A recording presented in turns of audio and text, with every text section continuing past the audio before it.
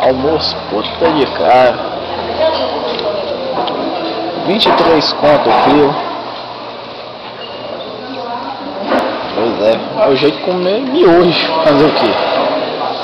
Aqui, ó. Vamos almoçar lá fora. Tá no Cup Noodles? Vamos almoçar lá fora, Gabriel. Já tá me incomodando. Parece... Por quê? Você tá me filmando almoçando. Pô, Garbs. Tô filmando não. Garbs, Tá saindo aí. agora chega lá de cá um pouquinho também. Ô, tá aparecendo. Você tá aparecendo. Agora vocês vão considerar que eu falar de comida no chão? Olha aí, ó. O cara é até econômico como, ó. Não, moço, isso não é economia não, isso é porção de batata com frito.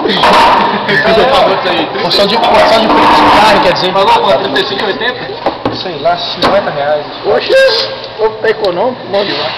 Quanto é que foi essa latinha, Diego? Essa latinha foi R$4,50. Ô, louco, meu. Aqui na Bahia o povo ganha muito, entendeu? Por isso que os preços são elevados. Aham, o custo de vida aqui é alto, né? Altíssimo, é igual em Brasília. Oxe, isso não é. O povo ganha igual deputado. Será que isso aí aguenta até Ó, lá? para de olhar, minha carne tá caindo. Será que isso aí aguenta até lá, velho? Oh, que dá, pô. Isso aqui pesa, não sei o que.